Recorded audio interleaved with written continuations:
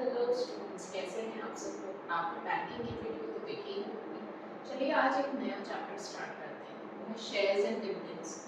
Shares and dividends क्या होता है, चलिए आज इसके बारे में जानते हैं। शेयर्स क्या होता है, एक अगर इंडिविजुअल है, उसने अपनी कोई भी कंपनी स्टार्ट करनी है या अपनी ही कंपनी में इन्वेस्टमेंट करना है, तो वो अपना अकेले का इन्वेस्टमेंट नहीं कर सकता। मीन्स वो सारा इन्वेस्टमेंट अपने अकेले का नहीं करता है, बल्कि वो अपने उस अमाउंट के छोटे छोटे शेयर्स बना लेता है। जैसे फॉर एग्जांपल मेरी अगर एक कंपनी है और मुझे अपनी कंपनी के लिए 1 लाख डिपॉजिट की ज़रूरत है, मीन्स 1 लाख मुझे चाहिए एज एन इन्वेस्टमेंट। तो 1 लाख रुपीज़ मुझे इन्वेस्टमेंट के लिए चाहिए। अब इस 1 लाख को मैं किसी और से कैसे ले सकती हूँ, इसको पहले हम ब्रेक कर लेंगे छोटे पार्ट्स में। जैसे मैंने इसको 1000 शेयर्स बना लिए, 100 रुपीज ईच। तो ये 1000 शेयर्स 100 रुपी ईच बना लिए और मैंने इसे पब्लिक में इशू कर दिया। दैट मीन्स अब पब्लिक इसे आकर खरीदेगी। सपोज आप लोग मेरी कंपनी में इन्वेस्ट करते हैं और 100 रुपीज़ के शेयर्स को खरीदते हैं।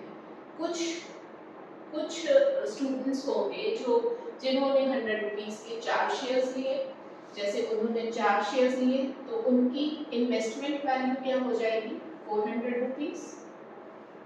और किसी ने 10 शेयर्स लिए तो उनकी इन्वेस्टमेंट वैल्यू क्या हो जाएगी, 1000 रुपये।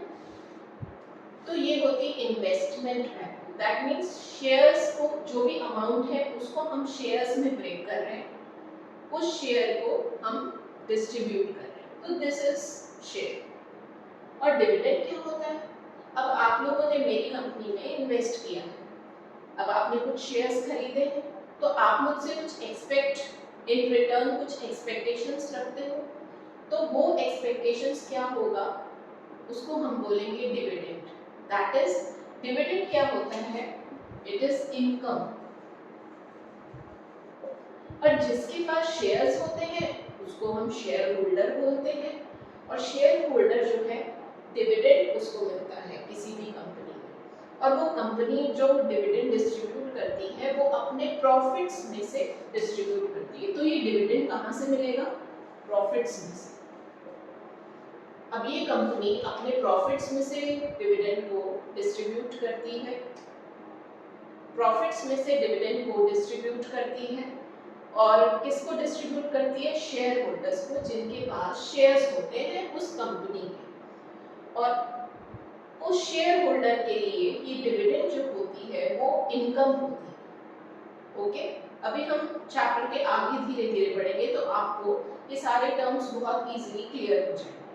शेयर्स क्या होता है, जिससे छोटा अमाउंट करके हम इसे डिस्ट्रीब्यूट कर देते हैं, पब्लिक में इशू कर देते हैं, उसे शेयर्स बोलते हैं। और शेयर्स क्या होते हैं कि उसे छोटी छोटी वैल्यूज में डिस्ट्रीब्यूट किया जाता है। और डिविडेंड्स क्या होता है, ये इनकम होती है for a share holder, share holder के लिए इनकम होती है। और डिविडेंड आता कहाँ से है, कंपनी अपने प्रॉफिट्स में से डिविडेंड को डिस्ट्रीब्यूट करती है शेयर होल्डर्स को।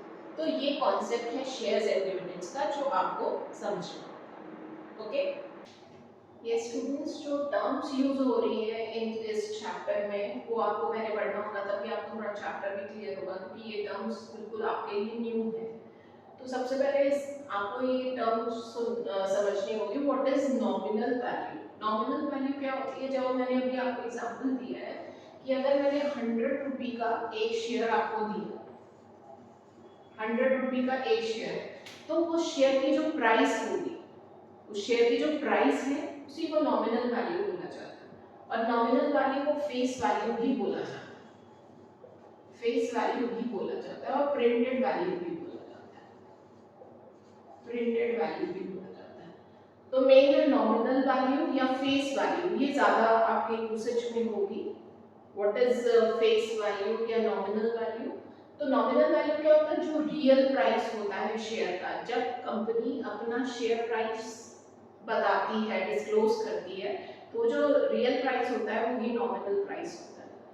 अब मार्केट वैल्यू क्या होती है, जैसे अगर सपोज मैंने कंपनी खोली और मेरी कंपनी ने बहुत ह्यूज प्रॉफिट्स किए तो उसकी बहुत अच्छी गुडविल बन जाएगी। तो गुडविल बनने से मेरे प्राइस, जो शेयर्स के प्राइस होंगे, जो मैंने 100 रुपए पर इशू किया है, अब मैं अपने शेयर्स का प्राइस बढ़ा सकती हूँ, दैट इज 120 कर सकती हूँ या 140 कर सकती हूँ, जिस हिसाब से मेरे प्रॉफिट्स होंगे, क्योंकि प्रॉफिट्स ही मार्केट वैल्यू को इंक्रीज कर सकता है। अगर आपके प्रॉफिट्स नहीं हो रहे हैं तो आपको अपने मार्केट वैल्यू को डाउन करना पड़ेगा, कम करना पड़ेगा। अब जैसे मार्केट वैल्यू क्या होती है, जब शेयर मार्केट वैल्यू मींस क्या होती है, जब अगर हमने शेयर को मार्केट में कितने का मिल रहा है वो शेयर, तो वो market value, it can be increased, it can be decreased, कभी वो बढ़ जाती है, कभी वो घट जाती है।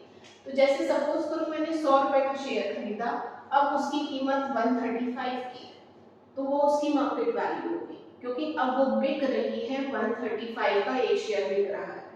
कभी कभी वो शेयर 90 का भी हो सकता है, वो शेयर 90 का भी हो सकता है, तब उसकी मार्केट वैल्यू क्या हो जाएगी, गिर जाएगी। उसको हम क्या बोलेंगे, अब ये मार्केट वैल्यू गिर गई है, तब ये मार्केट वैल्यू हो जाएगी। ये फिक्स्ड रहती है, ये सेम रहती है, कांस्टेंट रहती है, दैट इज जो नॉमिनल वैल्यू है वो सेम रहती है, it is not changed. But जो मार्केट वैल्यू है ये चेंज होती रहती है, ये चेंज होती रहती है, डिपेंड्स अपॉन द प्रॉफिट्स। ये डिपेंड करती है कितना प्रॉफिट हो रही है, या कंपनी अपना कुछ स्कीम वगैरह चला, कुछ भी, मतलब कुछ भी हो सकता है। तो मार्केट वैल्यू क्या होती है, it can be increased and decreased. तो अगर हम नॉमिनल वैल्यू की बात करते हैं तो वो सेम रहती है, मार्केट वैल्यू की बात करते हैं तो वो इंक्रीज या डिक्रीज हो जाती है, इट कैन बी चेंज्ड। तो ये चेंज होती है, और ये क्या होती है, फिक्स्ड होती है। At par, what is at par? At par मतलब जितने का शेयर है उतने का ही शेयर बिक रहा है, मतलब उसकी मार्केट वैल्यू भी सेम ही है, जितने की नॉमिनल वैल्यू है उतने की ही मार्केट वैल्यू। तो it is sold at par, that means nominal value is the market value, nominal value ही मार्केट वैल्यू है। तो share is sold at par, तो इसका मतलब क्या है कि वो अपने नॉमिनल वैल्यू पर ही बेचा या खरीदा जा रहा है, ये होता है एट पार का मतलब। एट प्रीमियम, शेयर अगर अपने प्राइस से ज्यादा के प्राइस पर बिक रहा है तो उसे क्या बोलेंगे, प्रीमियम प्राइस पे बिक रहा है, मींस ज्यादा, अबव पार। जो एट पार से ऊपर बिक रहा है तो अबव पार, इसका मतलब प्रीमियम पे बिक रहा है। और जब शेयर नीचे, जैसे फॉर एग्जांपल अभी मैंने आपको बोला 135 का शेयर बिकने लगा, तो 100 रुपए का शेयर था, 135 का बिका, तो प्रीमियम पे बिका कि नहीं, तो वो ज्यादा हो गया उसका प्राइस।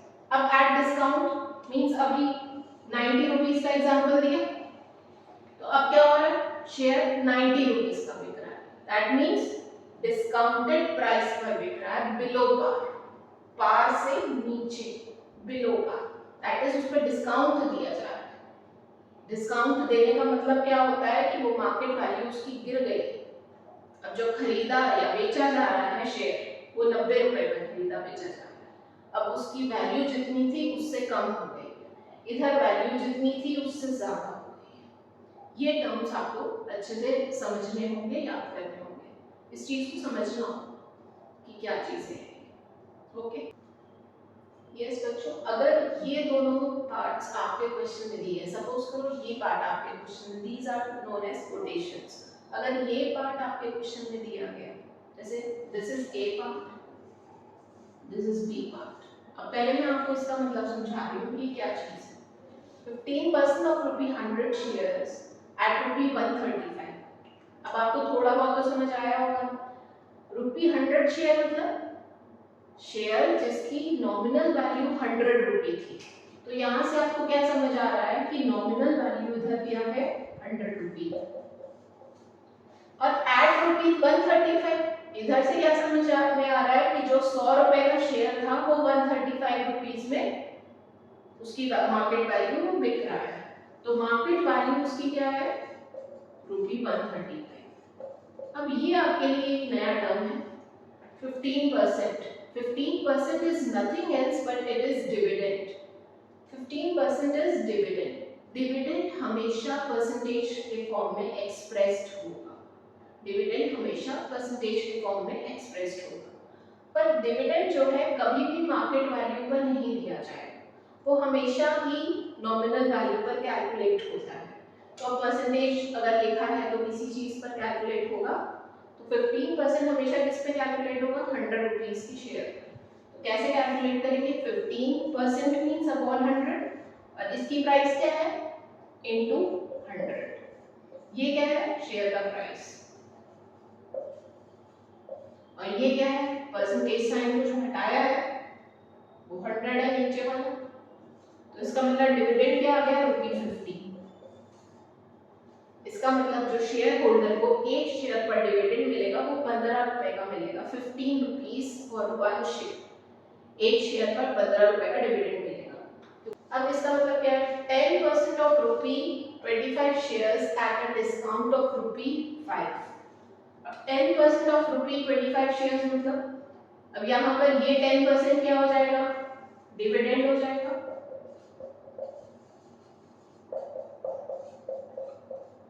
ये ₹25 शेयर मतलब नॉमिनल वैल्यू हो जाएगी ₹25 शेयर।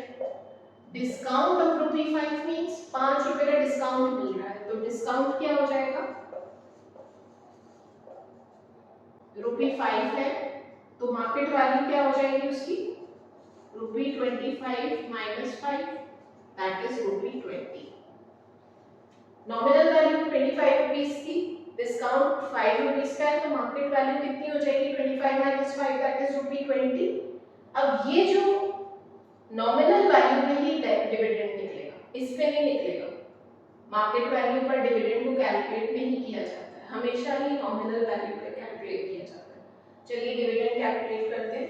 10% परसेंट है means upon 100 into what is nominal value 25, तो 25 4 जा, तो कितना हो जाएगा, 4 2 जा 8, 2.5 2.5 हो गया। ओके, ₹2.5, तो दिस इज डिविडेंड। तो अगर इस तरीके की कोटेशंस दी गई हो तो फिर आप इस तरीके से कैलकुलेट करते हैं। ये डिविडेंड होता है, नॉमिनल वैल्यू की मार्केट वैल्यू होती है। ये डिविडेंड है, ये नॉमिनल वैल्यू है, डिस्काउंट 5 रुपीस है, तो उससे हम मार्केट वैल्यू निकाल सकते हैं, ऑल्दो अभी इस क्वेश्चन में जरूरत नहीं है।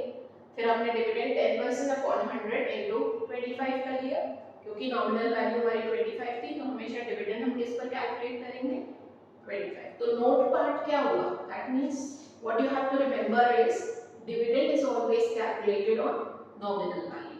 This is the main thing you have to remember. Okay, चलिए फिर आगे हम क्वेश्चन की तरफ चलेंगे नेक्स्ट वीडियो पर। Any doubts, please write to me in the comments. Thank you so much.